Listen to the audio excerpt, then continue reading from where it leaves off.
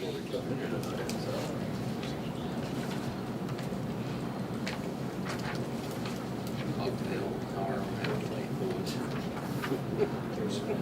Yeah, I'm not sure why they took it off. Call a regular city council meeting to order here at City Hall, June 19th, 2018 at 7 p.m. Are there any additions to the agenda this evening? We need to add Ned to the list for the water wells. So moved. Second. Motion and a second on the table to add to the agenda Ned's presentation for the treatment plant wells. Any discussion? All in favor? All opposed? Carries 4. Are there any other citizens' comments tonight? Yes, I'm Scott Clausen, of course you all know that. I've had several citizens approach me, probably because I sell fireworks, wanting to know what we can do about getting your time extended, I guess, for popping firecrackers. What they would like to see is maybe just something Saturday evening for families that can't be here on the actual holiday. I told them I would bring it to your attention and see if there's something can be done. Discussion, council? Yeah, I said it at the last meeting, my family was not doing anything this year because they can't come back for one day, so, I mean, I'm in that same boat, so. I understand that, Scott. On the other hand, we've had a lot of people complain about fireworks last year for 4 days, and I don't know, I think it gives them ample time, third and fourth. It's a lose, Yeah. win, lose, Yeah. win battle, anything Yeah. you do. But I said I think it's because I sell them, so people think I've got some control over it, which I don't. And Personally, asked me if I could bring it to the council, and I said I could at least do that, so. Well, It doesn't bother me a bit. Right. When we shoot off fireworks, but for the most part, people had responded fairly well to just 2 days. Would you entertain Saturday before and just the 4th, revoke the 3rd, and just do the Saturday and then the 4th, just for 2 days? Kind of rearrange it? Would you want to add it?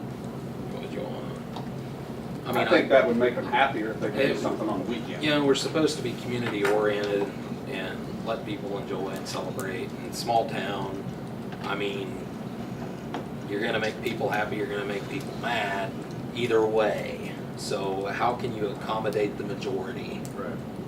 How can you accommodate the majority? And that's what I'd like to do, is do the best for, you know, again, people coming in from out of town that have family here, they're gonna go out to eat, they're gonna spend money in town. I mean, it's good for everybody, so I don't know what you wanna do. What do you think? Leave it like it is? What do you think, Mark? Well, you know, I've had some people complain about the 2 days in the middle of the week. You know, but in my opinion, if we were to give Saturday and take away, what is it, Tuesday? Tuesday the 3rd, if we were to do that, I wouldn't have a problem with that. And I don't know what the rest of council thinks, but again, like Mr. Clausen had just said, no matter what we do, we're we're gonna get complaints. So I don't have a problem with that if the rest of council doesn't have any problem with it either. It's only 2 days. Because we two separate put days. out there 2 days, Mhm. and people, for the most part, said, all right, we can live with it. So Right. splitting it up, I mean, I don't know.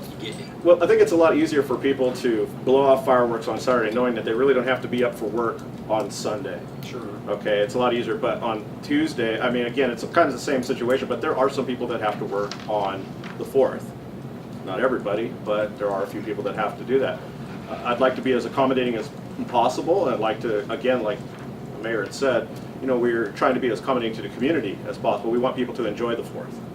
Okay, some people can't do it on that day. No. If we can do it on the Saturday, I wouldn't have a problem with that. So it's up to council. I agree. Makes no difference to What would you want I to do? like to stick and play. What would you Well, think about on I Saturday? understand. Yeah, well, I think I would like to stick with it as well. Well- However, I want to be as accommodating as possible, you know, and when- If you went with Saturday, you could say 6 o'clock in the evening to midnight. And if you cut out the 3rd, we were gonna go noon to midnight on the 3rd. So you're cutting back the time to allow the weekend. So you can use that as a point to say, hey, we did take some of this headache away from some of the people who don't like it. right. It's just bad that it falls right in the middle of the week. Sure, and it's gonna be the same thing next year. It'll be Exactly. on the Thursday. And we're gonna have to deal with this once again. Sure. So, It's never ending. Nope, yeah, never ending. It's it kind of brings back to that 4th only.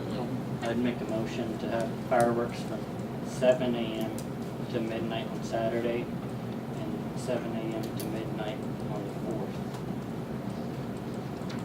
So that would be what, the 30th?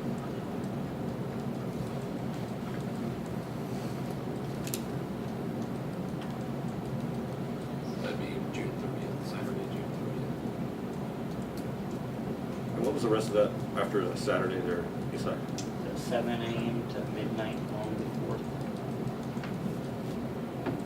30th.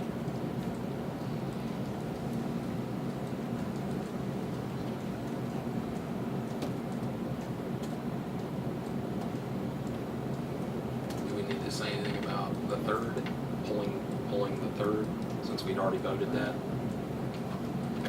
The motion just needs to say that, Fireworks will be allowed from this time to this Yeah, time, I mean- and it will supersede what we'd already done. right, something like that. A motion on the table?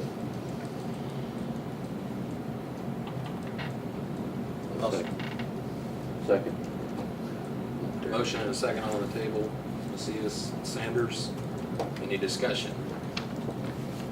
All in favor? All opposed? Carries 3-1. Ryan? You get a stupid what I thought. I better not see you popping on Saturday. That's right. You keep an eye on it. Special enforcement over by the Christie residents, please.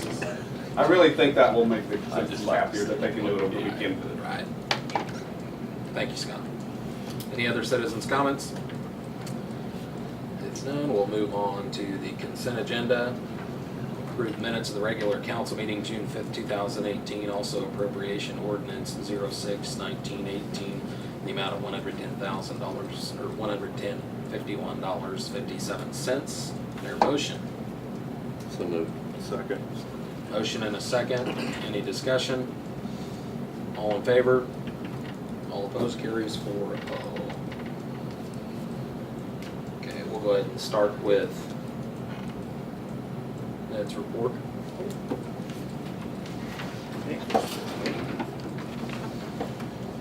I am back to visit with you this evening about the treatment plant and water supply issue for the city of St. John. I've gotten a call from Jason about having issues with the plant sending out alarms in the middle of the night because they were in excess of nitrate levels allowed coming out to the city, which sets off an alarm. And one of the things we had looked at in the past and had discussed in the past was some of the issues that were possibly happening within the well field and the treatment plant. And one of the concerns that we had talked about in the past was iron issues, and that has reared its ugly head. And one of the things that we looked at the last time, July of last year, was well 3, when that had been looked at and cambered. And we have also done some additional testing on that. And if you had a chance to read any of the water systems engineering report, we did a series of analyses on those, on all of the wells, plus all of the vessels. And essentially what we came up with was well 3 was producing quite a bit of iron and sand out of that well, and you'll be able to see why here in a bit. But between the 5 wells and the 4 vessels, we had 10 different types of bacteria that were showing up. Some of them are iron-based, and cause problems. They were slime builders, or they built stalks, long chain iron hydroxy stalks, which gets bound up in the slime. And then they're also were producing just a trace amount of sand out of some of them. Well, 3 was the worst, and that adds to blockage within the system. The other thing that we're seeing as well, 6 is extremely hard. I say extremely hard. It's not, it's hard for this area, and it's the hardest well we have in the system. And one of the things we looked at on it was, it's called the Langmuir Saturation Index.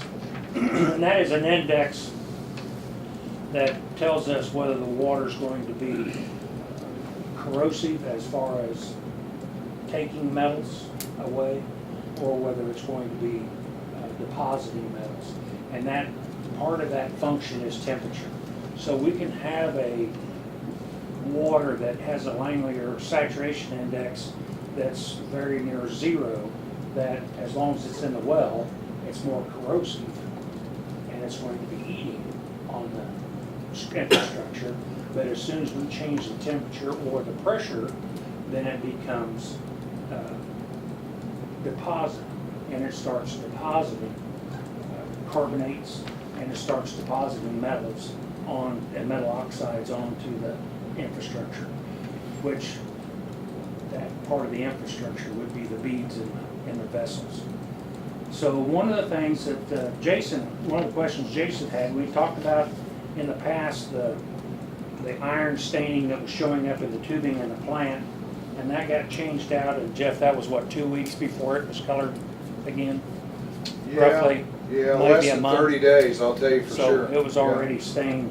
So, Jamie, if we can, let's go ahead and go through the slides, and we'll touch on some of this as we go. Again, nitrates, everybody understands the issues with nitrates or the supposed issue with nitrates, even though it's a drinking water standard. The limit is 10, the limit used to be 20. And the biggest concern is infants under the age of 6 months, because they do not have the bacteria in their stomach to process the nitrates, and it attaches to the hemoglobin in their blood, and it causes blue baby syndrome, and they essentially suffocate. So with that said, limit used to be 20, it's now 10. The city is in excess of 10 on most of the wells. There for several months. Last year you were under 10 coming into the plant, I think 8 months out of last year. Yeah. So, but we were seeing a jump in the nitrates, and there's a number of reasons that can be happening. One, it's all fertilizer based in this area. The other thing that we're seeing is the lack of rain. The lack of rain equals recharge, or the lack of recharge, and that lack of recharge equals a lack of dilution. And so we are seeing, not only here, but in other parts of the state, that lack of recharge has caused us water quality problems, not only just on nitrates, but on hardness as well. So one of the suggestions they have is that children are, the ingestion of contaminated drinking water, ingestion of food containing preservatives such as cured meats and hot dogs, but they conveniently leave out all the prepared fruits and fruit juices and all that stuff. So some of that will test out 18 times the drinking water standard for nitrates, but it's okay. You can drink it. FDA says so. But anyway, so, Jamie, do you by chance have lunch? Is there something on that? Very good, I hope so. The orange button? Okay, city wells, well 6, and old well number 4 out here on the west edge of town. Well 5 is sandwiched between a house and a metal building in the southeast part of town. Well 3 is at the north side of Brown Park, right north of the swimming pool, between it and the ball diamonds. And wells 7 and 8 are out here at the treatment plant site. Those are the 2 newest wells that we'll put in at the bottom of the aquifer. And we have, of course, also a lot of water quality data, historical data for those, and we're gonna discuss that if we have, does this move also? Oh, there we go. Groundwater flow direction comes in from the southwest to the northeast across the city. Well 5, 7, 8, 3, and 6. So, you can hear all kinds of things. Well, it's the feedlot north of town causing the nitrate problems. No, groundwater's coming from town towards the feedlot. It's not coming from the field. Or it's coming from so-and-so's field over here. Well, no, it's not doing that because that's cross gradient. It is going to be coming from up gradient of those wells, which include the city and septic systems, old septic systems, sewer lines. We have a multitude of sources, but the biggest source we have is going to be fertilizer. The urban use of fertilizer is about 4 times typically per acre what ag uses, but we still do see some ag-related usage of fertilizer that causes us problems. Well, that wasn't the right button.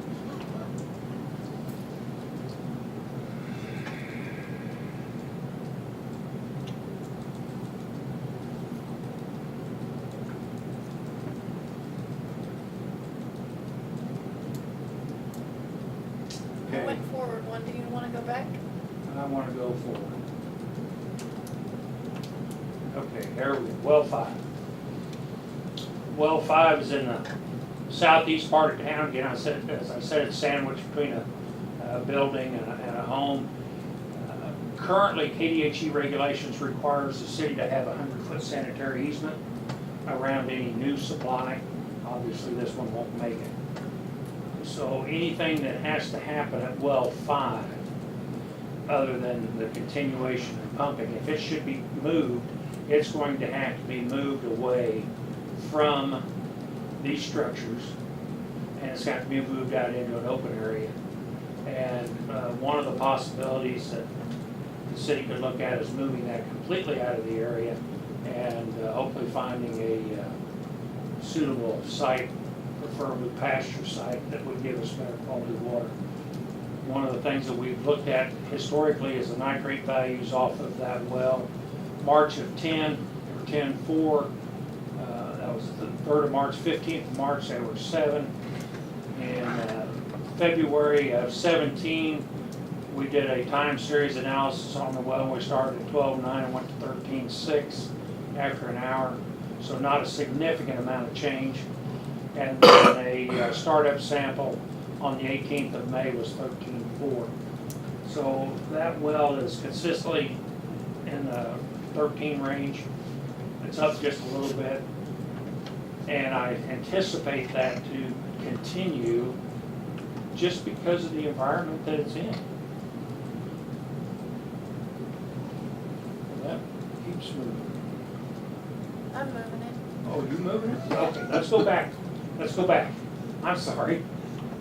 Messing with me. And until we eliminate the sources out here,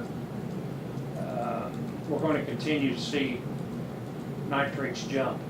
And that's my opinion. That's what we typically see anywhere else as those areas continue to develop, as we continue to apply fertilizer, and in the proximity of nice green yards and gardens, which are great sources. And they're shallow wells, that are designed to become contaminated, more or less. Okay. Next thing. Well 6 is out here by, it's Little Old Lonesome. Originally, the city had a 100-foot sanitary easement around that well, and that had been reduced significantly by the producer, and we now have that back, and he no longer uses that as a staging area for his fertilizer operation, which is a really good thing. Well 4 is here. The city has removed the street sweeping piles away from that site. Well 4 has been plugged on the inside of the casing. It's the outside of the casing that is, in a lot of these situations, is a contaminant pathway. Water quality history, we're in 11 and 12s in 17, and we were at 15 on the 8th of May. So we've seen a significant increase in overall nitrates at this site. And again, the bulk of that is going to be from fertilizer. And this is the well that has the hard water coming out of it, and it's slightly salty. Some of that is, well, it's basically all naturally occurring. But one of the concerns that I have is I'm confident there's test holes out here that went deep, but I'm not sure how well they were plugged, and we don't have any data. So they could be a contaminant pathway for the deeper water, the poor quality deeper water coming up and impacting well 6. But I don't have any plugging information for those test holes, and I doubt that there's any available. Okay. Well 3 is just north of the pool, and it has been used to fill the pool. Again, sources of nitrates, city park obviously, school, fertilizer usage. Ultimately, the goal is to minimize the impact of fertilizer to these sites. So one of the things that we've discussed in the past, and I know Jeff's been working on, is city takes that water from that well, sends it to the treatment plant, pull the nitrates out of it, pull the fertilizer out of it, to send it back to the park to water the grass. When we could be watering the grass with the high nitrate water and cut back on the, you're not using much fertilizer up there now, are you? No, Okay. And cut no, way back on the we've slowed fertilizer. way down on it now. The school, I can't speak for it. but Right. The grass is green enough to hurt your eyes, they're using plenty. And the area of influence for that well, when that well's running, it's going to have a cone of depression and a capture zone depending upon how long it runs. And it's going to reach down straight, downstream, down gradient, and pull some of that water back. So, lots of potential sources, and again, shallow well. So one of the things that we're going to talk about a little bit later on, but one of the quick recommendations is possibly looking at moving that well away from the Rattlesnake Creek.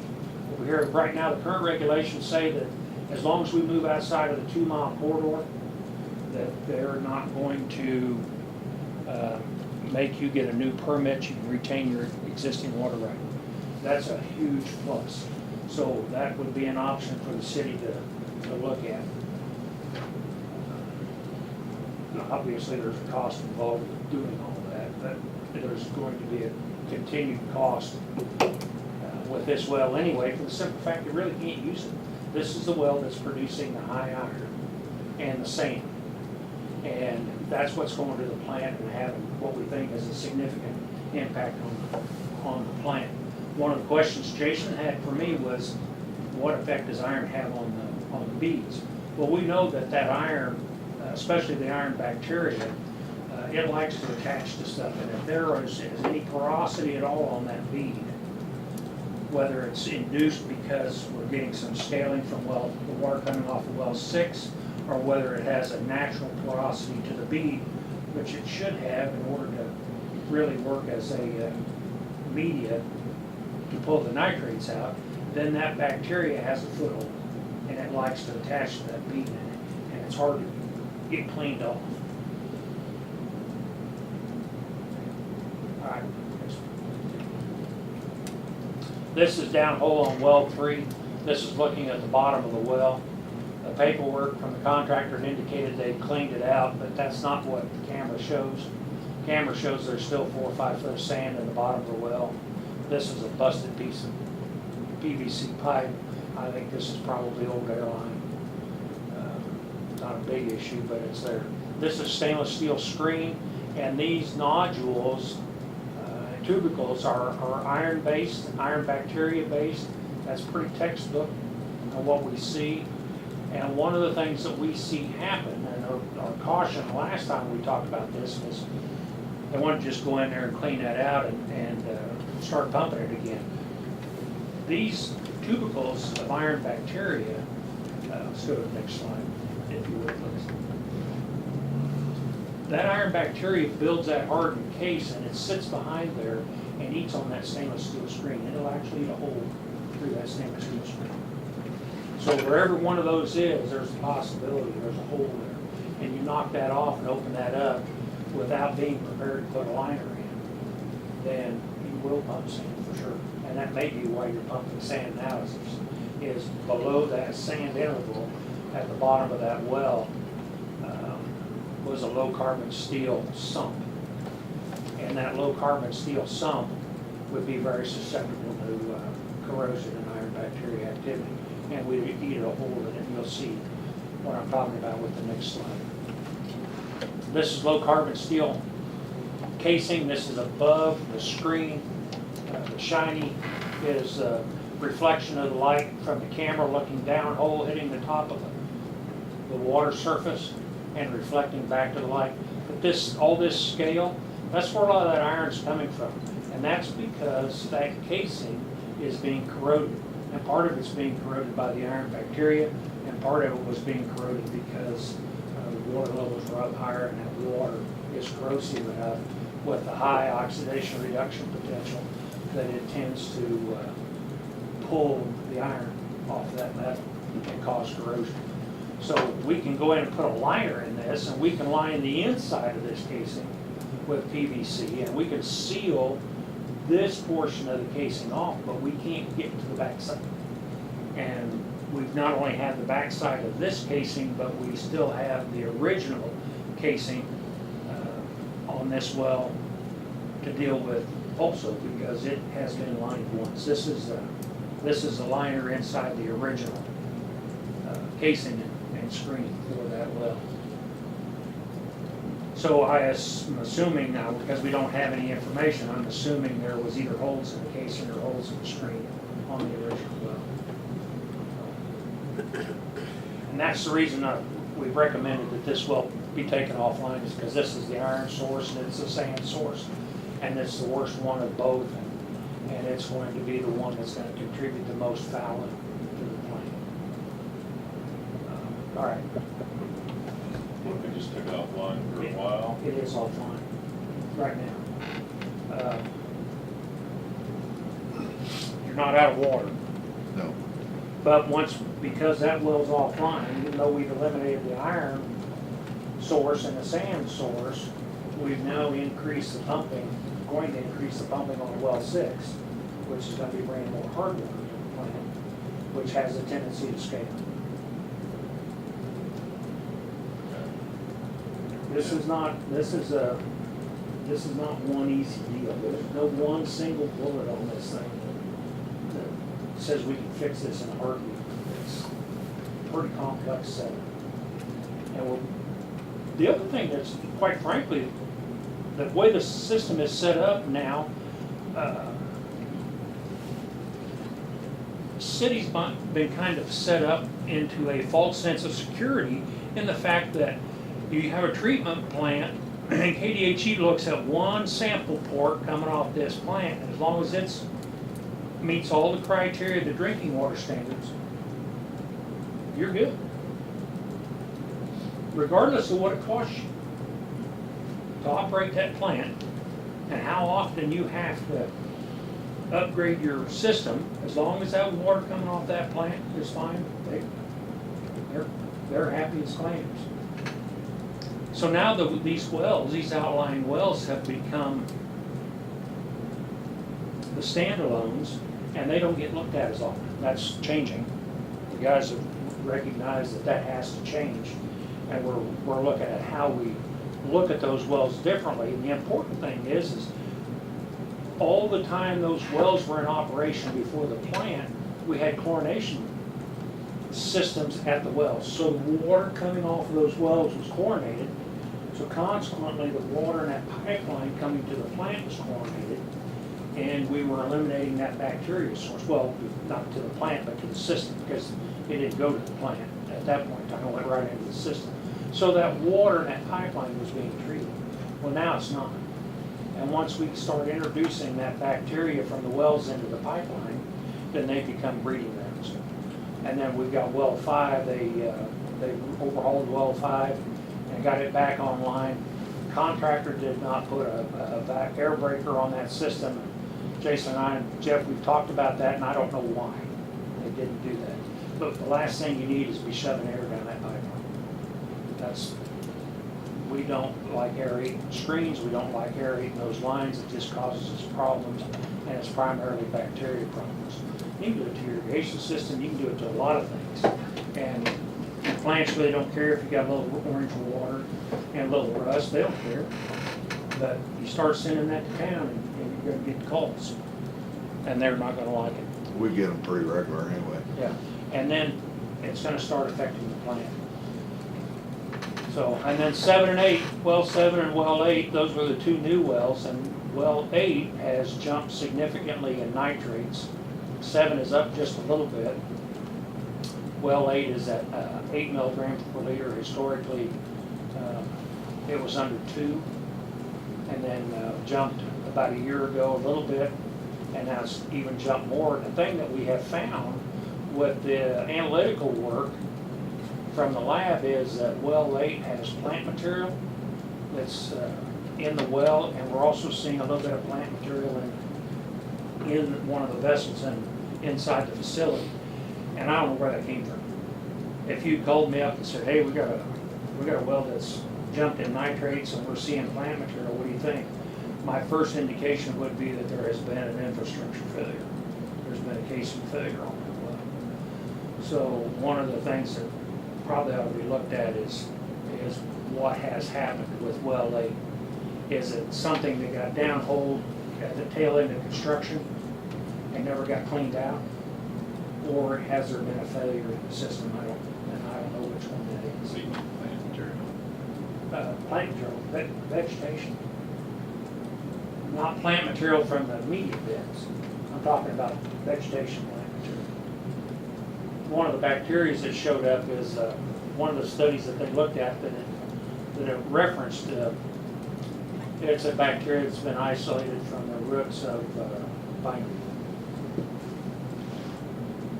So, and you get these plants that are stressed. You see it in the sewer lines all the time. We've seen it in well casings. If it finds a crack and finds any place, any crack that it can get started at, it will get inside a well casing and go right on down. Don't see it very often, but we do see it. So there's possibly something wrong with that well physically that has allowed that to happen. The biggest concern that we have with the whole system overall, as the plant has to go to lower volumes of water on the regen cycles. It started out at 300,000, and now we're down to 250,000 between regen cycles on the vessels because it's not as efficient. And that's a combination of things. One, it's a combination of probably the increased nitrate content coming to the plant. 2, it's probably because of some scaling issues and the iron bacteria problems that we're seeing in the vessels. And 3, just wear and tear on the plant, age of the beads. The information that I have received from people that work with more plants than I do is bead life on this vessel somewhere in the 7 to 10 year range. And we're on year 5 right now. So as we increase the salt usage, then that means we've got more salt going out to the lagoons. And eventually the city's going to have to do something with these lagoons. So they will eventually have to be drained, and they will eventually have to be hauled off. And the last thing, in my opinion, the last thing you want is to have a plant that's wore out, have a lagoon that's full of salt, and still have to redo everything, because there probably won't be any grant money available to do that. One of the cities I've worked with years ago in the past, they're in that boat right now. Their treatment plant has failed, and they never did anything with their well field. The nitrates jumped in their well field, and they're high enough that they're about to have to double the size of their plant to cover the future growth and the future increase in nitrates. And the building's not big enough and they don't have any money. And there's no grant money for the increased cost. So it's not just the electricity that the plant uses, it's everything. And one of the big expenses that's going to be coming up will be getting rid of the salt. So hopefully, the city chooses to, we can get that eliminated. There is that possibility, but it's going to take some time and money and effort to do that. Okay, next one. What'd you say the 7 and 8 nitrate levels are? We're going to look at that right now. Oh, When we did the original study, we had test wells out, and this is well 7 site, well 8 site is over here. We had piezometers that were in the intermediate portion of the aquifer, at the very bottom of the aquifer, and the shallow portion of the aquifer. And when that was in corn, we were running 24, 25 on nitrates. That's 2.5 times the drinking water standard. The bottom was 1.3 to 2 on the test hole, and the intermediate was 4.5 to 5. So that was an indication that the bottom end of this aquifer was going to yield us some very good quality water and low in nitrates. And so we put a test well in and did a time series analysis during that aquifer test. We ran 1,265 minutes, and we averaged between 1.5 and 2 on milligrams per liter. And that was at, I think, 112 gallon there. So based on the data from that pump test and the pump test from well 8, then the 2 wells were put in.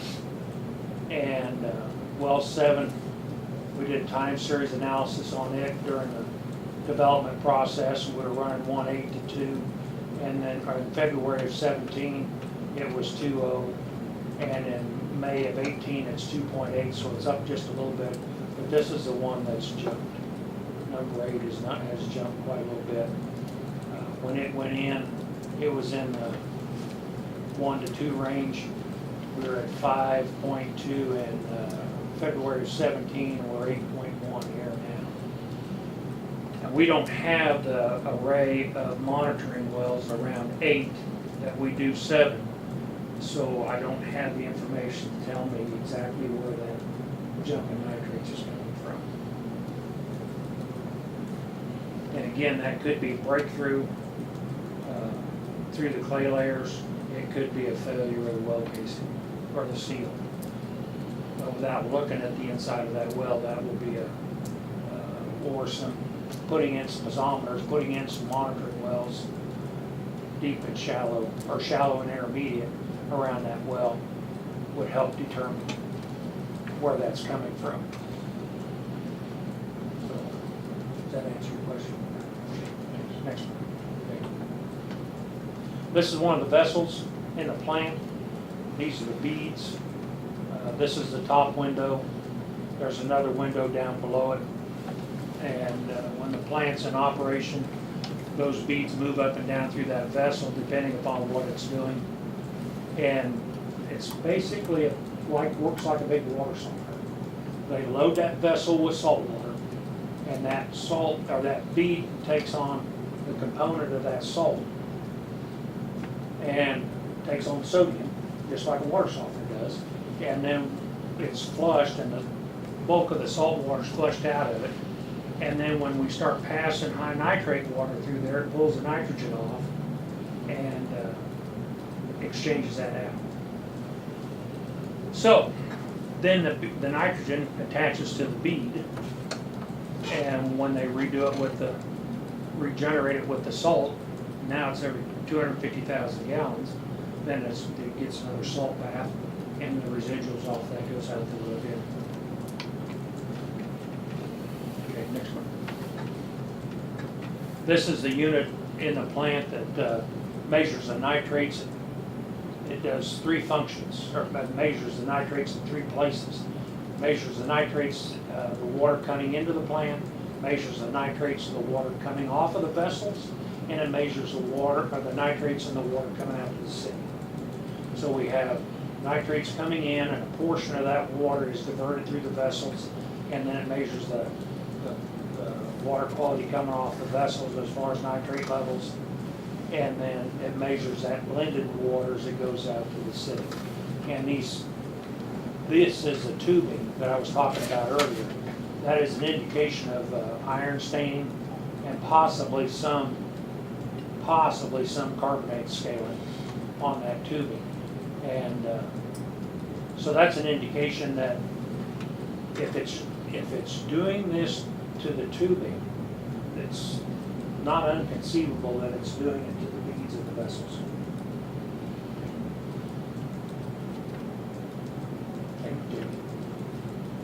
Again, that's just another shot of that instrument. It's a hot instrument.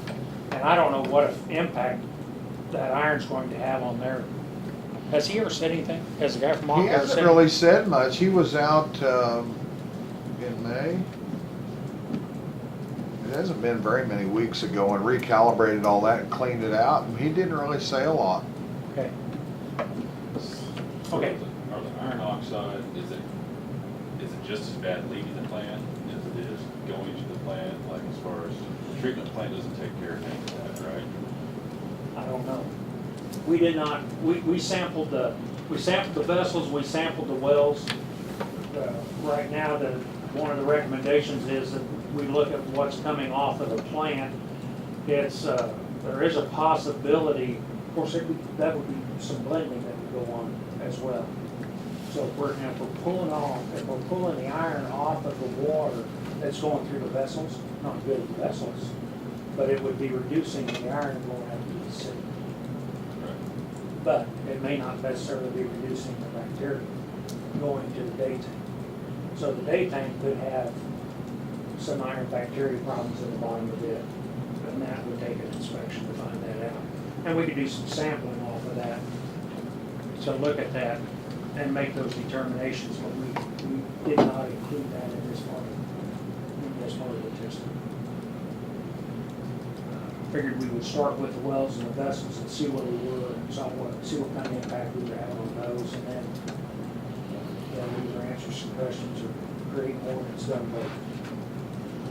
Again, another shot of the tubing. Some of the tubing's not impacted, but some is. And next one, Jamie, please. This is the line coming off of the vessels, and this is the line that goes to that nitrate sampler. And this is the primary line that shows that buildup. So one of the things that I've talked with the guys at the lab about is getting a portion of this line, either the whole thing or get part of it replaced, send that to them and have them look at that and identify what's going on, what is attaching to that line. And that may answer some questions as far as whether we need to look further at the beads to see what kind of scaling they're getting. One of the concerns we have, and based on the data that we have and the information from the bead manufacturer, is these beads don't like chlorine. They're a copolymer, and one of the big concerns we have is if we hit them with a very strong chlorine solution, that it may destroy the beads. So that would be one of the recommendations from the lab, would be to get a sample of the beads, and they could make some of those determinations as far as first of all, what's accumulating on the beads, if anything, and what the treatment options would be for those beads. And the treatment option may be replacement. And those numbers aren't cheap. And at this point too, that cuts down on what you can chlorinate at the well, because you're bringing that in and shooting it into that vessel. Right, the only way So- we could chlorinate at the wells, and the only way we could chlorinate those lines, is we would have to be able to isolate those lines in wells for a period of time and be able to flush that line ahead of the treatment plant. And I don't know if you have the valves in place and the flush hydrants in place to do that. I don't think we do. The only flush hydrant we know of is right there at the plant. We don't have any along the system If anywhere. it's not valved in the right place, then we're not gonna be Yeah. able to do that, unless we could backfeed through the flush hydrants at 7 and 8. I mean, we can do it But- on the casings on the wells, but not on the piping from the well into the plant. That's the problem Right. that we're gonna have getting rid of. Yeah, those pipelines will have to be isolated out. Yeah. But And I probably think, some flush plugs put in at some point and some valves to stop that from coming before it gets in the plant. The water never gets chlorinated until it goes into the storage tank. Once it's already ran through the vessel, see, that keeps all the chlorine out of the vessels and lets you treat that water as we put it in the storage tank before it comes to the tower. So before that, that's all raw water, every bit of it. Whether it's gone through the vessel or it's bypassed, we bypass a certain amount of every gallon that we pump. I think we're at 60% right now that we bypass, and 40% of it is going through the system, so that we can keep our nitrates. All we're required to do is keep the nitrates below 10. So, but during that, that's when the bacteria problem has come along, is that this raw water coming in there is coming straight out of the well and laying in these miles of piping that pipe directly into the plant. So that's where the chlorine would come in to disinfect that pipe before it goes in there. But we would have to relieve that pipe of every bit of chlorine before it goes into the plant. yeah, we could probably flush those lines and sample them when we start flushing, and sample after we flushed on those lines for a little bit before we do any chlorination, just to see if there's any change in the bacteria. Right, And it's possible that flushing those lines may be part of the answer as far as getting some of the debris and the Yeah. iron and the bacteria out of the system. Yeah. Don't know. Won't know until we do that. There's times that happens. So, again, fairly complex issue as well as complex fixes, and some of the infrastructure's not in there that we need to do some of that. Let's go to the next slide. Talking about gallons usage.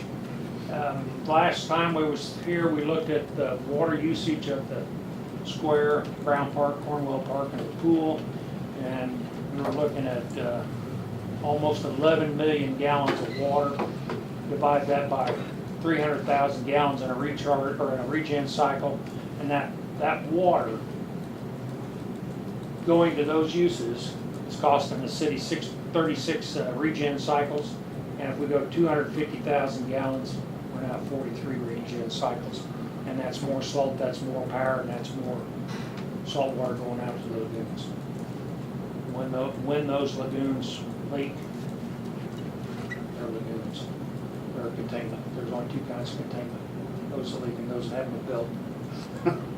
That's about 20% of the total pumping right there. Yeah, and when those lagoons leak, or if they leak, and you have to clean up a salt plume, that will be RO plant. That will not be anything else but, or deep disposal well, Yeah. and they're running $1 million, Yeah. class one. So, Can you get answers for that stuff? well, yeah, get away from it. To get away from the nitrates is really, the most cost-effective answer that you have is to eliminate the high nitrate water. We are taking a marginal contaminant. And I say marginal contaminant. I'm not advocating you go out there and drink slugs and oodles and gobs of nitrates. I don't advocate that. But when the limit was 20, we never had any trouble. But you're taking a marginal contaminant that can actually be a usable product if pulled off right. And now we're pulling it off with a contaminant that's gonna cost an arm and a leg to fix. Well, I would much rather have a little bit of nitrates than the salt, because the salt is going to be a problem for it. That's it causes more problems. The nitrates will be utilized by the environment, the salt won't. It's gonna be a problem, whether it's the sodium binding or the chloride. So once you end up with a chloride plume off of a lagoon that is now an industrial site, then that falls under KDHE cleanup rules and regs, and that will be cheap. That will take our whole plan to do that, or no deep disposal, pump it. I'm quite certain that wasn't discussed in the process. So, what are options? We've got a number of options for the city. Of course, obviously, one of them is do nothing. That, I have to throw that out there. That's your guys' choice. That's always an option, not doing anything and just work with what you have. Another option is take well 3 offline, flush the lines from 3 and 6 to the plant, sample before and after. If possible, isolate the lines and chlorinate as needed. Monitor the water levels in all the wells and begin a routine sampling program to monitor well and treatment plant water quality.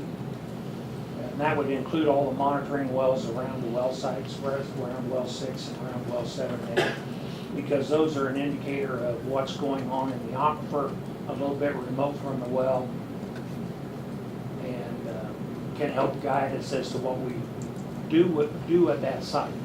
The city, with their change in the way they operate the farm ground, has led to a significant reduction in the nitrates in that shallow groundwater. So if that continues, and there's some things that can be done to speed that process up, then what the sites for 7 and 8 become a much more viable well sites as far as low nitrate water.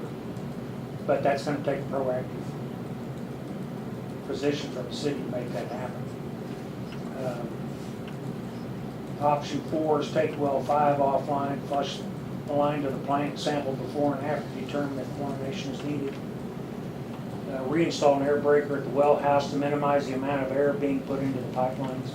There is an air breaker at the plant where it comes in, but I don't like that air in the line. You get air hammer, and it just becomes a continual source of air and oxygen for the bacteria. You already have a high oxygen reduction potential water coming out of that system. So that creates more corrosion problems. Consider the options regarding moving wells 3 and 5, or acquire land options around those wells and begin reducing the fertilizer contamination at those sites. And that would be part of your source water protection plan. Detailed source water protection plan can be used to facilitate that nitrate management, whether it's nitrates or any of the other nutrients or any other ag chemicals. We typically don't see many of the other ag chemicals show up because they typically don't travel through the soil profile. But one of the things that we are seeing, and that's showing up on the horizon, is pharmaceuticals. The other thing, I just read an article out of Canada. They've been testing groundwaters, and they're seeing artificial sweeteners show up off of the septic systems.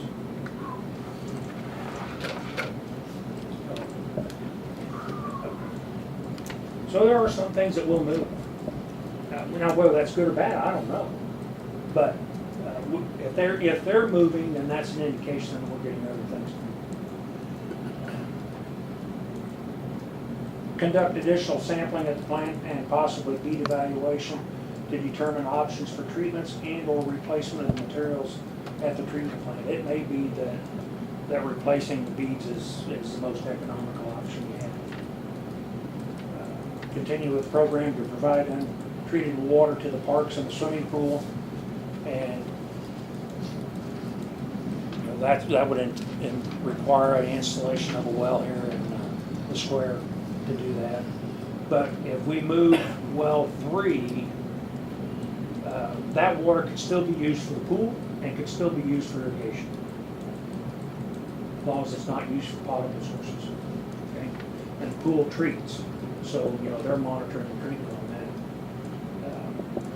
that. So the goal would be, with that process, would be to move to a location and get a source of supply that would be low in nitrates that would come to town, but still use that high nitrate water and that source for the pool and the irrigation. And then that limits the amount of water that goes through the plant, and do that with all your parks. If we can do that, get that done, that's a tremendous amount of, not only water that doesn't go through the plant, but that's also the salt that doesn't go through the plant. And that's also the salt that doesn't go out to the lagoons. Further assess well 8 regarding the plant material and increased nitrate values. One of the vessels also showed us some plant material, vegetation material in it. And I don't know where, I assume that came from LA, but I don't know.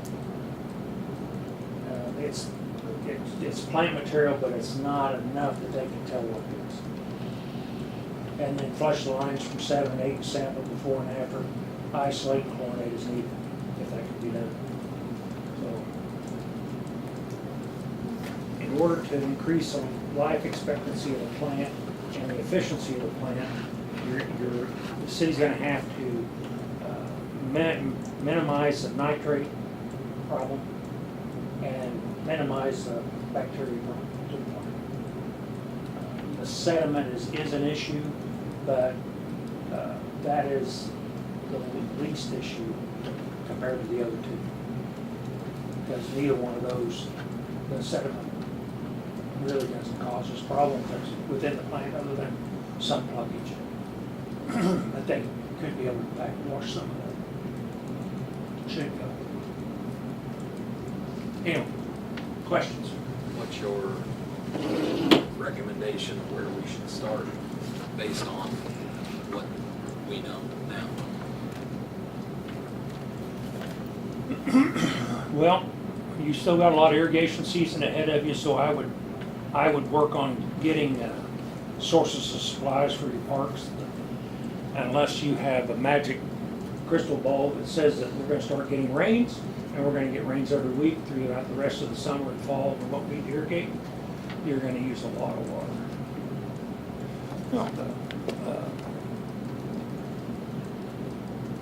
The square here, Jamie, can you pull that slide up? On the water you see real quick? Nice. A little over 2 million gallons. 5. On the city square, or 5. It's about Okay. 5 million.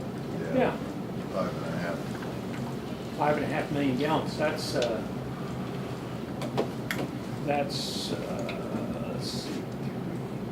You're looking at I'd say. almost 18 acre feet of water.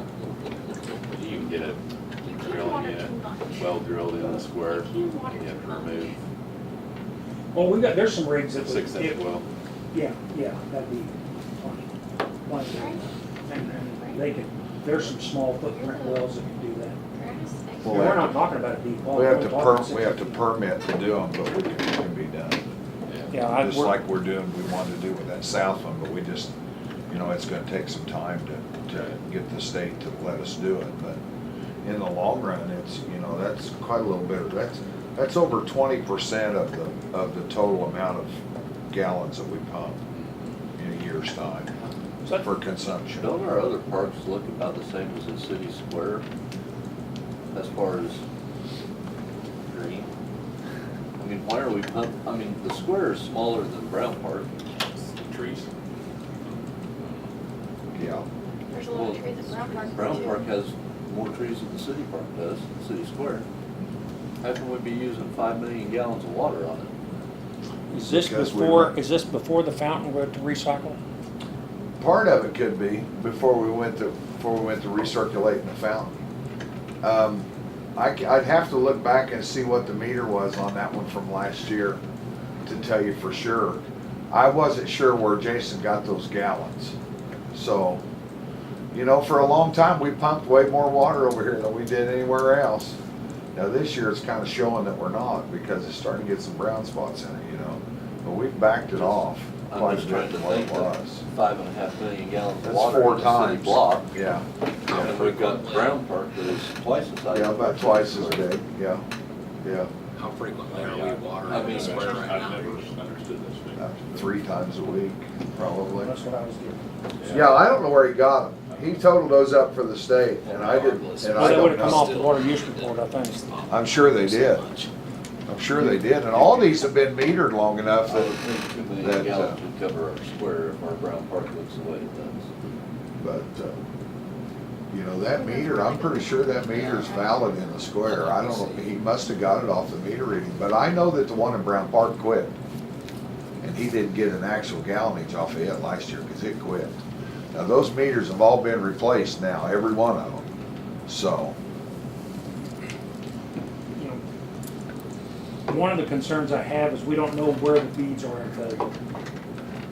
You know, the industry says 7 to 10 years. Well, we're at 5. Is that normal? Or are we beyond the actual 7-year time frame that they're looking at, headed for 10 already? I don't know. And so better look at the plant as far as what's physically happening to the beads, and that tubing would be a good indicator as to potential lifetime of vessels, of beads in that vessel. They may be shot, and it may just be that they need to have, or they may need a little treatment and cleaned up. I don't know. I've got this vehicle going around, and I'm not gonna tell you how many wheels it has or whether they're even on the ground. Jeff, do you happen to know what the replacement cost of those beads would be? $20,000 a vessel, How much? $20,000 a vessel. And there's 4. That was the story that was told to me. Anybody in the market for buying the treatment facility? I said we sell it, go back to the way we are, and supply people with bottled water if they don't like it. In some cases, it makes you wonder, doesn't it? Because for $3 million or whatever that plant costs, you can buy a lot of cases of water. Or you could put a RO system in everybody's house. No. The city of Haviland was in the process of doing that, KDHE came out. and They stopped them. They stopped them from putting ROs Yep. into people's homes. Yep. What was the reason they did? Well, they couldn't control it. We have to have access to them. The see. city wasn't capable of, Well, I think that was one of the biggest problems, or some of the biggest issues and concerns that we had originally before we even put the plant in. I know that people had brought that up to council at the time, and it was shot down. the city of Kerwin did. They did it. And the city of Inglewood was gonna put in RO, or individual RO plants for the arsenic. And KDHE was looking at approving that, but they were small numbers. You know, 63 meters at Inglewood, and I think they were under 200 houses at Kerwin. City of Pretty Prairie was looking at doing the same thing.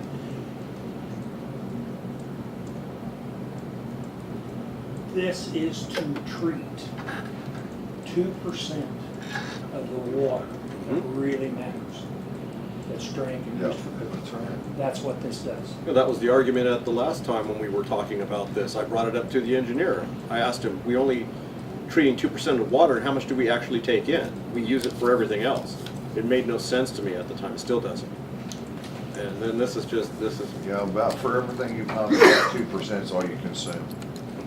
The rest of it's all flushed down the sewer, run down the drain, watered in the yard, you know. You know, because council at the Washing your time was cars. told that if we did it, we'd go to jail.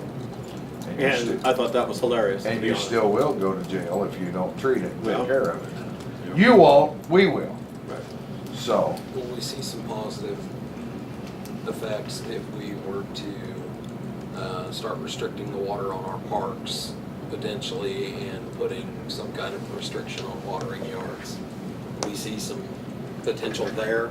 Well, that would Take some of the reduce the amount stress. of water going through the plant, but it's also gonna reduce your, well, it won't necessarily reduce your income to the city on the parks, but it'll reduce your income on the water sales to those that irrigate. Sure. And that's not my call. the thing is, it just makes sense to, at my point of view, to find an alternative way to do all the outside water, and because the same amount of revenue's coming in, up at 20% less water. But one thing's for sure, we've got to stop the bacteria. And we've got to figure out what's causing it and get it contained before it does get any worse. The other day, Mel was out regenerating one of the vessels, and he just happened to have his phone, and he took some video of the material rolling, and you can't imagine the stuff that's rolling inside those vessels. I mean, it's crud that, you know, we don't have any idea where it's come from. Well, we know part of it's coming out of the casing, but whether it's a combination of bacteria and iron that's floating in there or what it is, we don't know. Ned, if we were to do some type of a sampling of the beads, how much would that cost just for the sampling alone? That I will have to get that information for you. Can you get that information for us, please? Thank you. Now, the important thing to understand is the bacteria that's showing up is, you're not in trouble bacteria-wise. There's some bacteria in there that if we had huge populations, and I'm talking counts in the 200,000, and it could get past the termination process, and if you were really, really, really, really sick, you might be impacted. But it's they're not bacterias that we routinely see cause problems in this type of environment. We just don't want it to turn into a slime in the vessels That's where we right. can't get rid of it. Yeah, That's the at that big point in thing. time, then the And only we thing. think we've caught it soon enough now that, you know, with some evaluation and some time and some constant sampling, we can get down to the point that we know where it's at. So we're pretty sure a good share of it's coming out of number 3. I would definitely say at this time, work on, getting that testing done. I think so. It's getting a quote for that, so that we know whether we're in the replacing business or treating business. Or what we can Water treat, well drilling what we business. can treat, well, yeah. We can Well- roll the dice and just treat it with chlorine and see what it does. We could just go buy a semi-load of chlorine jugs and just start pouring them in there. You know, if we could get it flushed out on the other end, you know, there's a good chance that we can kill that bacteria before it gets to the Yeah, plant, but if we it's just, already in the plant, what do we you have do? to, well, it's minimal in the plant compared to where it is in the pipe. But it's still in the plant. It is in the So, plant. And we fix the plant, but we don't fix the pipeline, we don't fix the Then we wells. just Right. returned it again and again and again, you know, But so. I'd say if our media needs to be replaced and is no good anymore, I'd say roll the dice and just flushing everything with chlorine and from the wells into the facility. We'll kill the media if we do. You may Well, if not, it's already bad, then there ain't. it don't Well, make any but we difference. can still get a few more years out of it, maybe where we're at. I hate to end up with a melted mess of media and stuff. It's really weird stuff. And It's really weird stuff. The pipe going from the well But the to, lab can tell us what it'll do. Well, They I mean, can, that's. Yeah. they can treat the bead samples and tell you what a treatment will do. I Yeah. would prefer to see that happen. Yeah, under a little more controlled situation. I mean, we can bypass less and treat more too. You know, there's a lot of things we can do. But at this point, with the nitrates at the level they are, we haven't had to treat a lot. But the regen cycles have just kept getting shorter and shorter and shorter. So, And see, the crazy thing is that for 8 months last year, you had nitrates coming into the plant under 10. yeah. But you're still sending all that hard water, a portion of that hard water through that vessel. And we're still sending the bacteria through that vessel. But you really weren't gaining anything other than you were sending water through the vessels. Yeah. Because you were sending nitrate levels out to the city. There was times that they were in the 4 to 5 range. We could have bypassed 100% if the plant would have let us. But Yeah. 70% is the maximum it'll let us do, so. How often do you think a person would have to treat the lines from the well up to the plant with chlorine to help? I guess Is that something you just have to test I every think month or we'd every have to other see. month? Well, we first, wouldn't do I it every think. month. Probably, we do this initial testing, and that's gonna give us an idea of what that health is of that pipeline. So if we see that, all right, we know what we're getting out of the wells, and we know what we've got at the vessels, well, let's see what's coming out of the pipeline, and put that into perspective between those two. And the pipeline may not be bad. It may just be the bulk of the problem coming out of the wells and it hasn't coated the pipeline. We But that also, we flushing- also know the minimum is, the thing is that all that pipeline's all plastic. That's, So the amount of treatment may be way, way less than what it would have been if it had been cast iron. So we'll see when they plumb that in, everything out of those wells is total So it may C900 not be plastic. the lines at all coming from the well. Maybe more from the well than it is in the pipeline. and Yeah, that's where exactly. the flushing and sampling on those lines will tell you, Yeah. should. We can run it on 30 minutes and an hour and that, you know, we can tell pretty quick if it's dropping. How many of our wells can be lined again? That one up there's been lined once. The number 5 well has not been lined. Not that I know of. And the number 6 is new, was new in the 90s, so it's never been lined either. The north one, the number 3 is the only one I know of that's been lined. I mean, would lining the wells be a start if they haven't been lined? No, because it's the outside of the casing that's gonna be our Problem. big, it's our borehole that's gonna be our contaminant pathway, for the most part. And then, on the inside of 3, yeah, we can put a liner inside of 3 and we can shut off the iron scale from the inside of the existing liner casing that we have. But I can't Can't get the stop the back side of the outside. casing, Right. and I can't get the other casing. They're still gonna continue to slough. So, What's it cost to put in a new well? About 100? 100,000, 150,000, depending on the location. But my recommendation on that is we move away from town. How far do we have to, you said 2 miles, you could use the same permit, that puts us east of 281, right? Yes. Oh, yeah. Actually, we can move a long way. We looked once before about going to the dump site out in there, you We know. have to move at least 2 miles. Right. So we can move further than 2 miles and still retain that. But 2 miles is gonna put you right bare minimum 281, on the east side of 281. Yeah, right. that, well, I think that we was had that graphic pretty up close. there. We're awful close. But we need to move away from other sources. Right.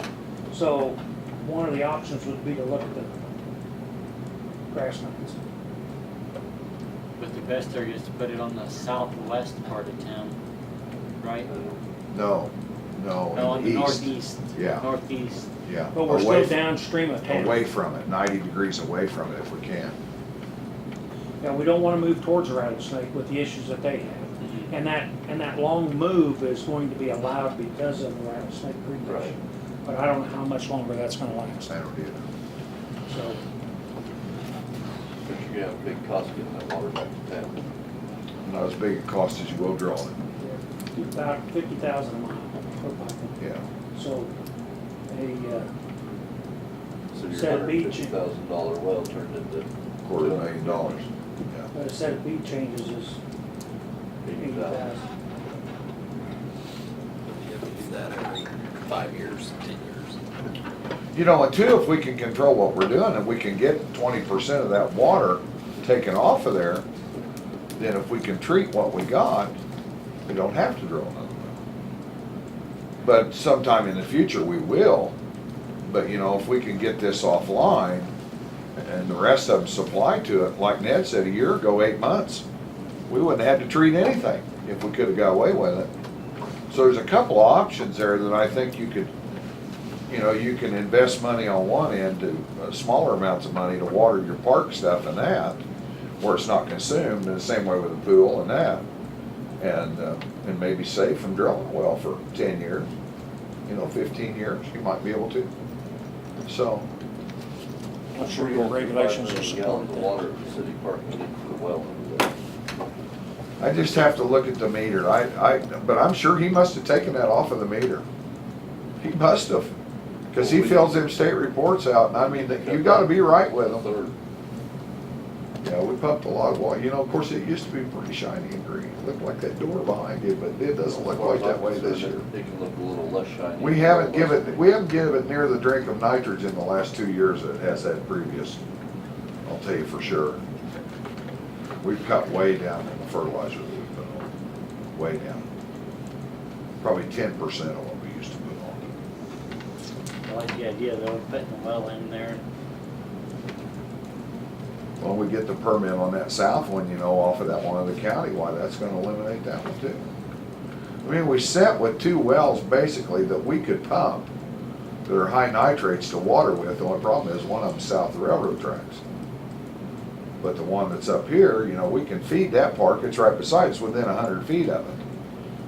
And the south one, if we can take care of the square, we can pretty well control the other 2. We can save a pretty good chunk of money by doing that, so. And then if we could do something about the loadout down there, and take care of that too, then that's probably another 750,000 gallons that we get rid of in a year that we wouldn't have to treat, so. That's right, that doesn't include the loadout water, No, but. and Ryan and I started on that, but we both got busy in this fall when things slow down, maybe we can, but figure out a way to pump that out of there without taking treated water out of it. Because if we're showing 750,000 on the sheet, you know, it's twice that. I mean, honesty's not always the best policy there. We know of a couple of people that we never charge, you know, like the county. The county takes a lot of water out of None- there, doesn't write it down, so. Anything that's non-potable needs to be labeled as such. Exactly, but right now it's all potable, Right. so.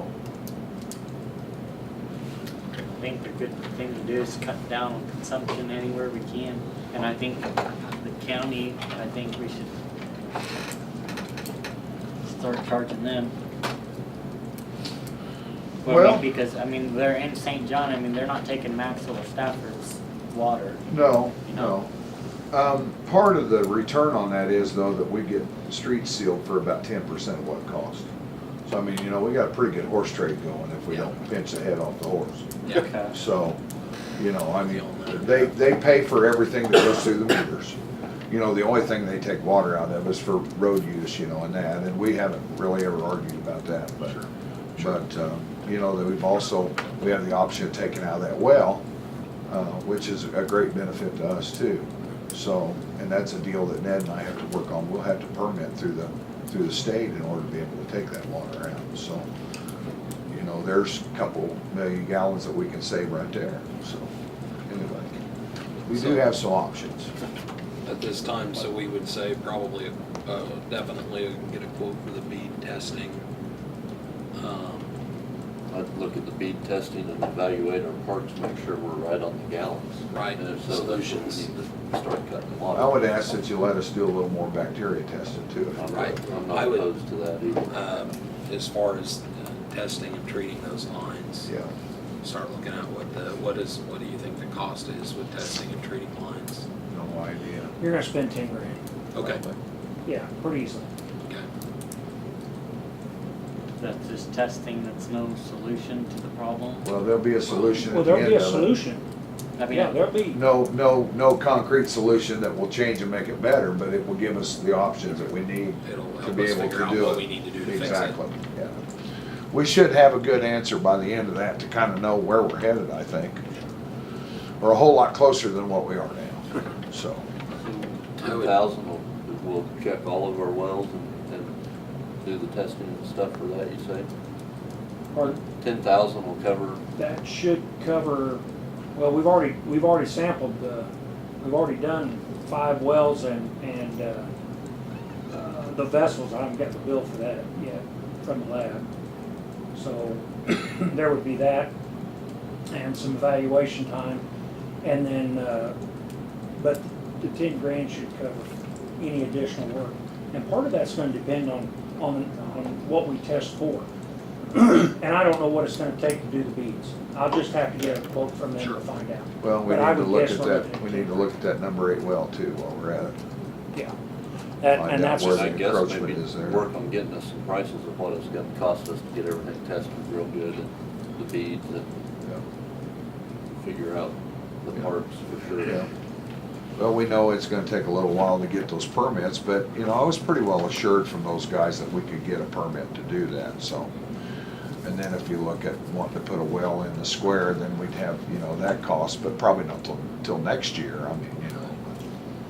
But, I But would if we start can- if we can reducing save 10 million costs, or gallons start of treated water. reducing water usage on the parks, what everybody said. We already have, it's, I mean, it's showing pretty hard, but we've reduced what we're pumping on. trees use a lot of water. Yeah, Yeah. yeah. We have, like I said, we've changed, all those meters are updated now, we know exactly how much water's going through them. Those big trees in the square, you're using 1,000 gallons on days like this, Right, Yeah, a day, per tree. right. yeah, I'd say do the best that you can and trying to reduce as much as you can on the parks. Yep. Without, you know, as minimal without damage as turning it possible. blue, Right, yeah. right. Okay. Other suggestions, questions, comments, concerns? So the pipeline going from the well to the treatment plant is all plastic, Yes, but there's still a possibility that it could have bacteria growing in it. out of the or- casing, out of the casing coming in, yeah. But it's still built up in plastic. Yes, Okay. Well, it'll still stick to it, I think. I think Still it could be, I think it could be You've seen it. eliminated fairly easy Yeah. if we know what it is. you cut into pipelines and that Right. brown ring, that Right. brown stain, that's nothing more than iron bacteria that's attached to the casing. And in the really bad ones, that column pipe, that 1.25 column pipe that barely gets on, that's iron bacteria. So,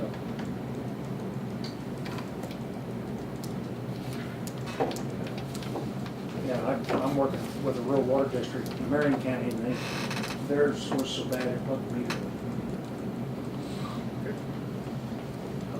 You're not to that point, okay? Right. You're not to that point here. But the goal is to not plug up your basement Right. any more than they already are. That's an expensive proposition if we do. And I'm not a treatment plant guy. I mean, I understand the biology and I understand what's going on to a certain extent. But the lab that I'm working with, that's what they do all over the world. Right. So, as a matter of fact, one of the principals was the one that came here as a teenager to sample the cooling tower, the Dillon store. So he knows exactly where things on. All right, so council wanting quotes on getting the beads tested, also figure out some numbers on testing lines, or getting us ballpark where we need to test, treat, flush, whatever, on those. Is that kind of where we're at this point? Yes. So, does that get us a fair start, Ned? Fair start. Okay. We want to do it well late. What's it cost to run a camera down there? You pull the pump around the camera. What was that last, that one we did What did- three? what did it What was cost you on three? 5,000? Yeah, It that'd was be, less than 5,000, I think. to do that would be the Northwell. indicator. 3, you've already done that. Yeah, 'cause we did That year 3. ago, so whatever Hartwell charged for that would be real close. We want to be a little more selective with the camera look this time. Because they were in and out real quick with that one. We could have looked at things a little closer. You look into that to see what we paid out last time so that we can I don't remember what it was. know what we need to do there. What company was it? Hartwell. Equipment. They drill it. Yes. Everything that's been done up there, they've done over the years. Well, they've done all these wells. Other guys get smooshed and stuff. Yeah. Hit between the top of the building and Yeah, the And the blocks, wall. yeah. broke his pelvis, I think. That's what I It's heard. looking worse. No, That's That gonna cost, be, we might as well just look at it. be a short day, I wouldn't it? didn't think it was all that, I thought it was only 3,000 or That's something. what Oh, maybe it was. For some reason, 5,500 sticks in my mind for everything that we did, but I don't remember. that But may I have think been the that- treatment costs that they proposed. Maybe Well that's what it 3 was. cost 4,800 and well 5 cost 3,600. Yeah, and well 5 is, we put a meter and the other stuff in it. It didn't have anything to do to penetrate the casing. So about 5,000. So Clark Wells, we got warranty claim. Yeah, yeah. It's only, what, 5 years old? When did they put that well in? 13? 6 years 12. ago. 12, 12, 13. yeah. 90 days, same as Ken's. Warranty was over when they pulled off location. 30 feet or 30 seconds. Thoughts? you. I don't know about what to do if they, you know, you think it's gonna keep happening, and if there's vegetation, you saw one get in there one time. Yeah. I don't know what's wrong. I don't know where it's coming from. I mean, we got slabs all the way around them and chain link, and I mean, I think we. nobody's pulled the top on it We've that I got a know of. failure on that well or It's had to come in from underneath somewhere. I'm guessing. Alfalfa roots or something, maybe from before. I just think we need I to don't know know. whether or not we have a failure on that well or not. You're not gonna know unless you look. You know, See if it gets any worse. see if it gets any worse. Yeah. We can keep sampling it ever so often and see what happens. Yeah. Continue at that pace. Might be the cheaper route, you know, if it does get worse, I guess we could always pull it, but and see what happens then, run a camera in it, but. I'd rather wait a while and monitor it. Yeah, for that's- sure before we that's go what I throwing think. 5 grand. Yeah. Well, and I would also recommend that all the monitoring wells get sampled too, at the well sites.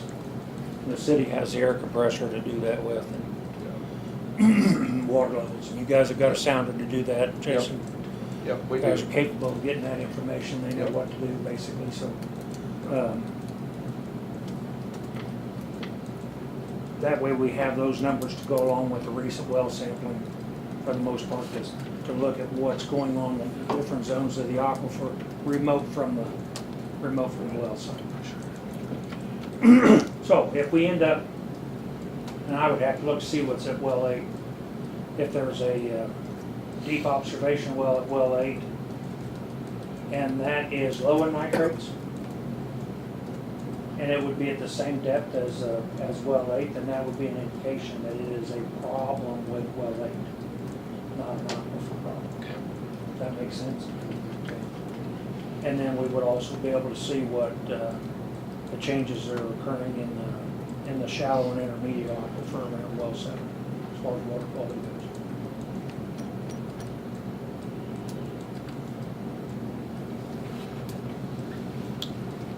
So start there. Okay. Yeah, I'd definitely say testing out the well and making sure we have all that documented for those purposes and when that, we'll continue to work on that. Okay. Anything else, council?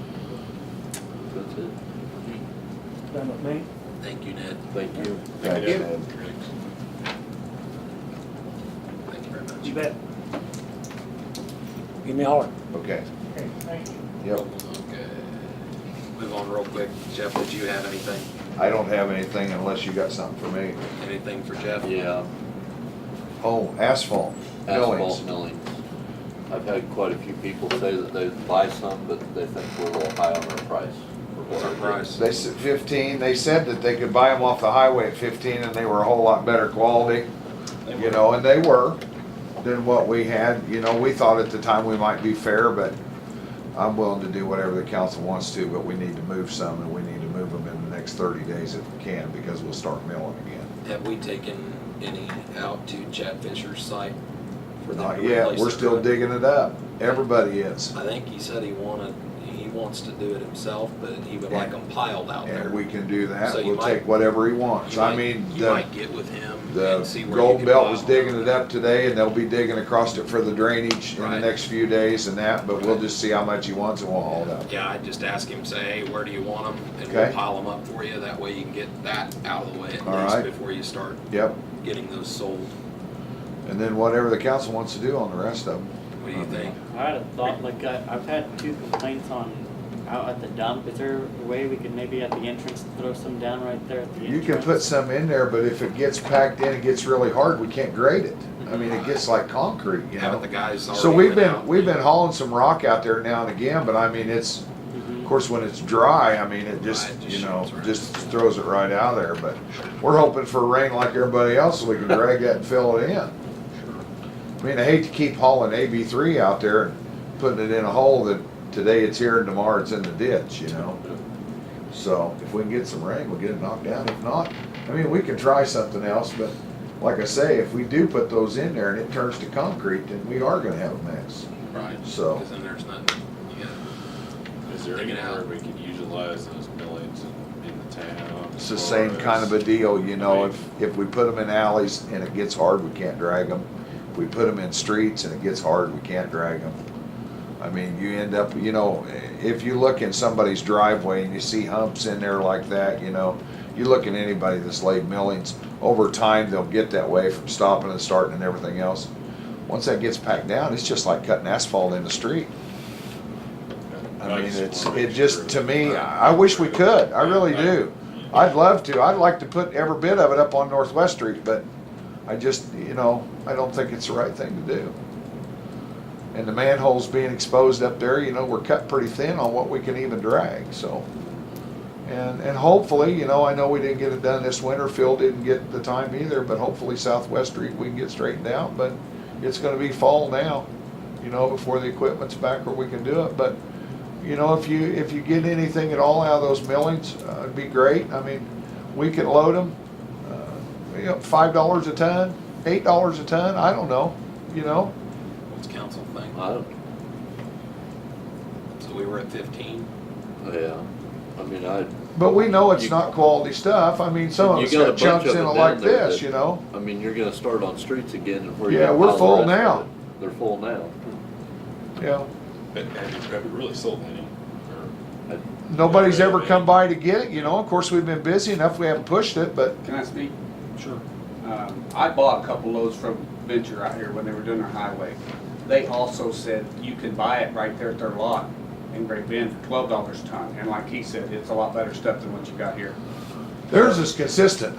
Ours isn't. Yeah. You know, ours is You're chunks gonna and have then to what's haul it, I left. mean, you can, Right. if you got a truck, you can buy it there for $12 a Yeah. ton. I'd say if you get rid of it for $8 or $10 a ton here, we load it, Yeah. I can get rid of it. I mean, that's a little bit of revenue. It's not great, but we're gonna get rid of it. Sure. You know, if we have a great big run on it, and we limit them to 100 ton the first time, so that somebody doesn't come in and say, I'll take everything you got, you know, and you got 10 people that want it, because we do, we've got a list in the shop of 7 or 8 people that wanted it. So I think probably we'll contact those and give them the option of taking 100 ton first, and then if anybody else comes along and wants it, and then what's left, then we'll Sure. go back over the list again, you know? What's Is that all right with you? I don't see a Say problem with it. 10 I'd bucks, say 10 bucks a ton and we load it? What do you think? 10 bucks? I don't care. I don't see a problem with that. $10 would be fine, if you're loading it, Yeah. $10 would be fine. Yeah. I said 8 a minute ago, but $10 would be fine. Set a limit on it. Yeah. Okay, $100 per person. 100 Or 100 ton, ton. 100 ton, first time around, and then whatever's left. I mean, Okay. is that all right? Yep, that works for me. Okay, that's Do we what we'll need a do. motion on that? I'd make a motion Right. to change the price to $10 a ton, limit 100 ton, first time around. Second. Motion and a second on the table. Any other discussion? All in favor? All opposed? Carries 4-0. Is that all for Jeff? If you don't mind, I'd like to be excused. I got family from California here I'd like to see before they leave. Thank you all. Looks good, I told David, but Yeah. tell the guy. The dip's a whole lot better in Looks it, nice. widening it out. I wish we'd have done that on the east one, but it's, you know, it's 100% better. Thank you. Looks good.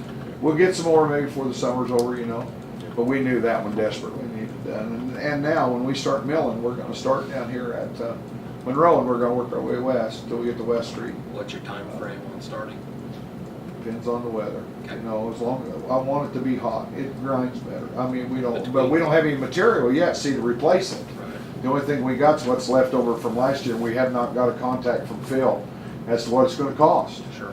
What's the plan between the dip and Broadway with that street? Because that whole street We're seems gonna like peel it the same way. That's where we're gonna start. all the way across, or just the Just entrance? however far we need to. Okay, 'cause it We've seems been like there's going, a pretty- we've been going 10 feet, but if we have to go out farther, we'll take it out 'Cause farther. it looks like between that Oh, alley it's and horrible. Broadway, it's Yeah, completely it's wrecked horrible. across Yeah. there. If you've And, noticed it. yeah, in between Main and Broadway's really bad too, so. Okay. Okay. But, that's, we start at 10 feet or somewhere close so we can get about the right grade coming out of the drainage, you know, Sure. back to the center. And not cover up the manholes, and if we need to go out farther, we'll take it out Okay. farther. So, Thanks, okay. Jeff. Enjoy All your right. time. Thank you. Thank you. Okay, Grant Administrator Lisa Cornwell, any report from her? Police Chief Adam Saylor, anything for Adam at this time?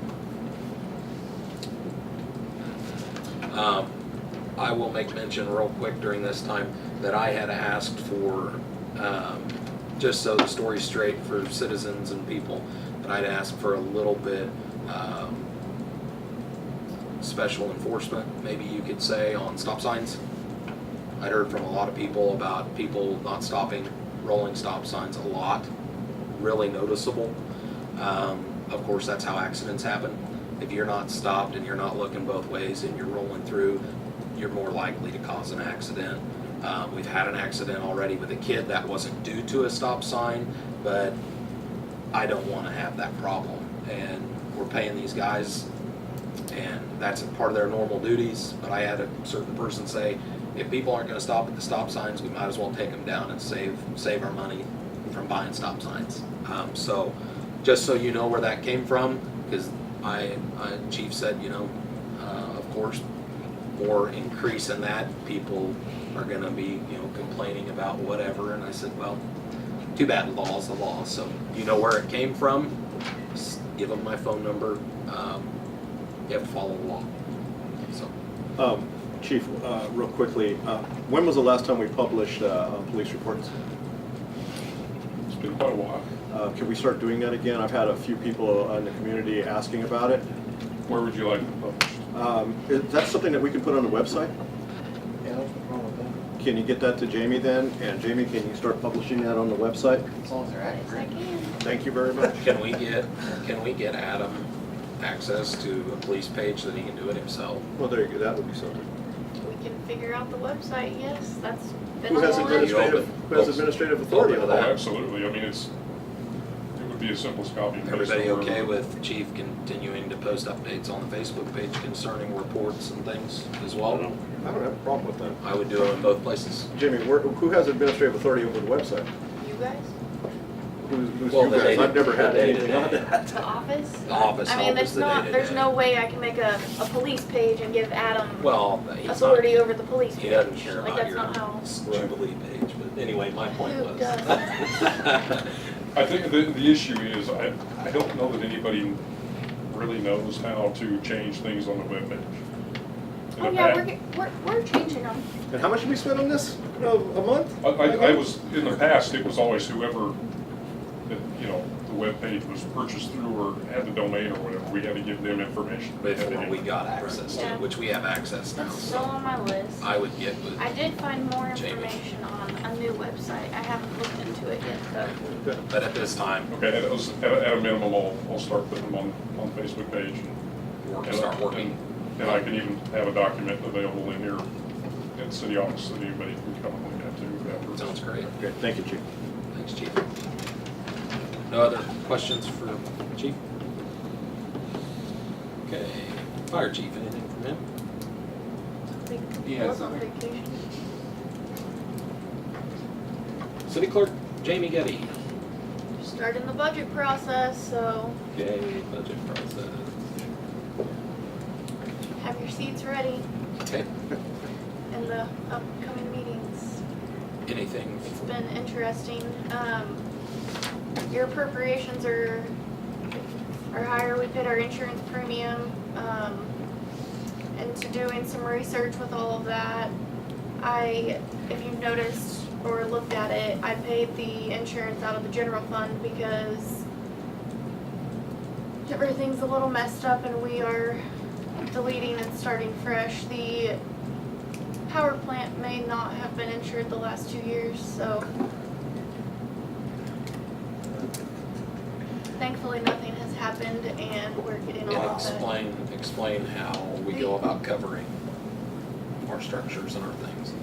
When you guys changed insurance from EMC, we went to Midwest Public Risk, which is a self-reporting, like, there's no trade bargain of insurance. Like, there's no insurance agent that comes out and makes sure that everything's on there. Like, we basically send everything to them. And somehow the power plant wasn't on the list. This is prior employees.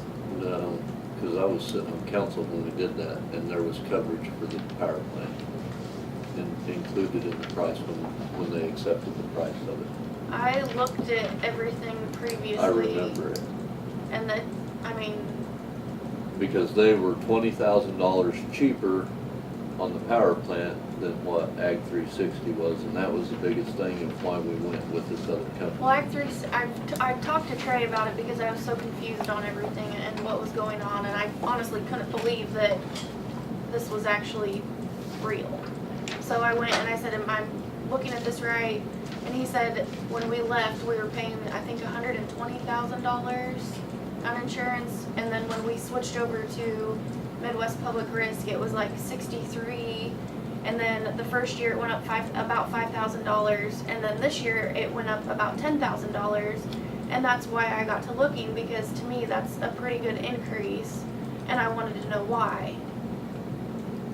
Well, it was supposedly due because of the power plant, not part of it is because of the power plant wasn't on there.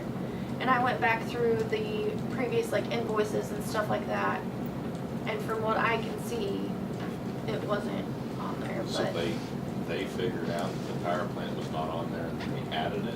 I mean, is that how it yes, happened? basically, when he came up and I walked with him around everything and he wanted to go over to the other shop, and then I tried telling him I needed kind of more help looking at everything because I don't know everything of what the city has and what's covered and all of that. And so when he was up here, he was looking, and then when we were looking through, it's their portal, it's Origami is what it's called. So we were looking on that, and they said, hey, your power plant's not even on here. There's a power plant warehouse, but there's no power plant. And the power plant, Yeah. So, power plant warehouse was covered at like $10,000 or something, and I want to say it's 7.8. I don't remember. So we're covered But we're now. covered now, moving forward. But now we've deleted everything and we're trying to figure out what line, and I sat down with Jeff and Adam both to get everything that's covered, and I have more phone calls into the insurance people, and we're gonna go over everything that maybe needs insured that's not on the list still, so. when does insurance come up for renewal? It just renewed. Are we contracted through them? Are we bound to stick with it? I don't think we're bound to stick with that. I'd look into it. I mean, I would Went find up out. 10,000 when you added the power plant, is that right? Oh, Around there, yeah. it's, when I tried comparing everything, like, it's a couple different things, because the list hadn't gone over. When we renewed, I had Jeff go over everything, and he said that was the first time he has even seen the list of what's covered. So we added and subtracted, and then now, we still have a few things, like the new truck isn't even on there. So, there's gonna be more things added, but, the bill's what, 78,000? And when I went and talked to Trey, he said, you still are saving money because you were paying $120,000, so.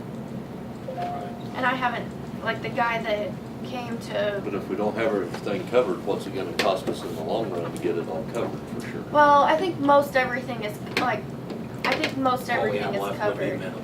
Right. I don't want most of everything, I want Well, everything. I think what our rest is gonna be very minimal in comparison to adding And the power and it might plant at actually 10 even grand. change, because some of it doesn't need covered. You can insure stuff with the building costs, so it's not, you have 8 chainsaws It's a turning, blanket yeah, policy. so, he's gonna come down, and I'm gonna get Jeff and Adam to figure out what they have and what they want and need insured, so it's all done correctly. There's no reason it should be up to me. I don't know what they have and what they use. Right. Well, one of the things we discussed, for instance, was like our tasers, they're around $1,000 a piece to replace. And depending on the deductible, if the deductible's $250, then obviously it would make sense to insure those, that way if something happened to them, then we're not out at $1,000 to Do you have replace the them. fire department stuff insured too? There was 4 things. Yeah. On the inland marine list, there was 3 or 4 things Yeah, it wasn't very specific on the fire department. Because you got 2 trucks out there that are $250,000. Yeah, get with the fire chief as well. Yeah. As a group. He was on, yeah, he was gone Sure. when I got everyone down, so. Yep. Everyone must sit down. It's Yes. not an option. I would like to kind of know where our end dollar is once everything is, make sure that it's Yeah. covered, because I don't have a problem with getting another quote, you know. Yeah, looking and into it. I Once you did figure talk out what we to, need, go ahead and quote it out. I did talk to Trey and he said that, you know, the pool insurance does save money because of the because of the way that the power plant has to be insured. It does save you money going this route, so, I know it does save us money, but I think there's also somewhere in there when we signed all that, that there is a chance that they can come in and increase without. Did you do an apples to apples comparison when you were looking at quotes though? I mean, I guess that, how did they know what to quote on if the same request gets submitted? It wasn't 100% apples to apples, I'll tell you that. It boiled down to, when we changed it, was more, well, they're cheaper, I would recommend probably with and the it's, who knew who at that point in time. Let's get everything insured, figure out what needs to be insured, get that taken care of at this time, and then look at your possibly getting other quotes and see where we're at that point and do apples to apples. Right. And you might ask them Sure, on that everybody. pool deal, because I remember there was some deal in there that stated, you know, an evaluation could be done at any point in time by them, and you could jump $20,000 in premiums just off their evaluation. So I mean, if isn't they that come down on here, any insurance company though, or? no, I mean, because when we went through it, because I asked Trey the same thing, I said, well, do you guys do that? And he said, no, he said, we come down, we look at what you got and we insure it. Yeah.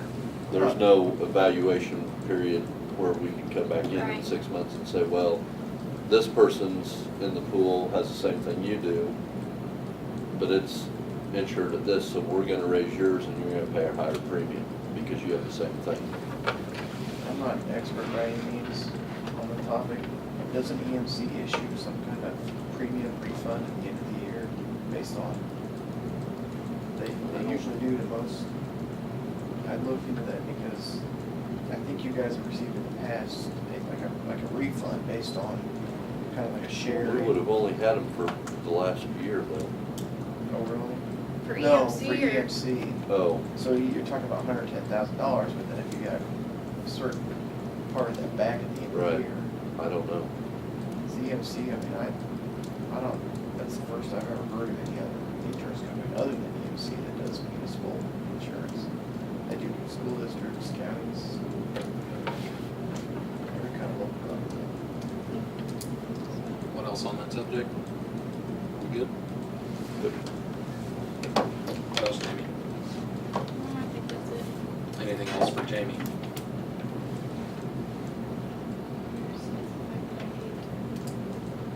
Can we make sure that that was the one thing I wanted to ask about as far as getting the word out about the fireworks. I think something about the newsletter, you guys were maybe gonna be able to get something in the newsletter. The newsletter is already printed. Can we print an insert to put in with it, or has that all been Well, no. completed? Social media. They'll figure it out. Yeah. Right, Should've well, let it say. well, there's that. But I'm just No, saying, I think she did it, I don't think she printed it, so we should be good. I just want to make sure because Yeah. I don't want it to be, well, you said this and now you have this, and I want to make sure it's posted where everybody knows. So, okay. Where are you gonna post it? It should be, I think, I should be able to switch it on the newsletter, Put it in the city bill newsletter so everybody that but gets a people bill. won't get that by June 30th, so Oh, shoot. it's Okay. not really gonna matter. Okay. But I think Yeah, Adam that's put it right. on Facebook before. Did you put What? fireworks? Yeah, we can. Scott's I mean- kids can make a banner. I'll have hang a at the sign up store. out there because it'll last. Okay. Thanks, Scott. You're the As best. future reference, we ought to just let them have a free-for-all all year long. Oh, God. I wouldn't mind Jamie or somebody else putting it on Facebook. Yeah, Facebook. Yeah, I wouldn't have a Post problem it, with that. post it on Somebody Post else it, on share it, Yeah. something. Or whoever wants the red dot. Right, okay. Nothing else for Jamie? Nope. Moving on, City Attorney John Beverland. I don't have anything. I had a family emergency that took me away for a while, so I wasn't able to get anything done there. I don't think. Letter of Christmas. Yeah. That's fine. Okay, anything for John? Nope, nope, Anything for Mayor? nope. Nope, he already took care of it. Old business, no old business. Jim's thing's off because he's not here. Can I make a comment about that? Just, Sure. I don't know specifically what he was wanting, but we're, especially with our local guys, we're seeing really good compliance with the truck route. So, I mean, we've, obviously, we're not sitting there all day. Sure. But I've seen time and time again, they're coming in on Broadway and they're weighing and they're circling around and coming right back out Broadway and First Street. So, I really think the only issues we are gonna have or would have now is gonna be the ones that might come in, harvest crews or something that just don't know.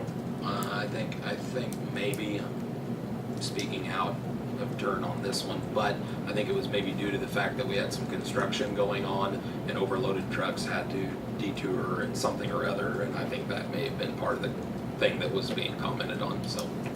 But that's now open and we shouldn't have a problem there. Okay, no executive sessions, no new business, I'd entertain a motion to adjourn. So moved. Second. Motion and a second. Macias and Sanders. Any other discussion? All in favor? All opposed? Carries 4-0. Meeting is adjourned.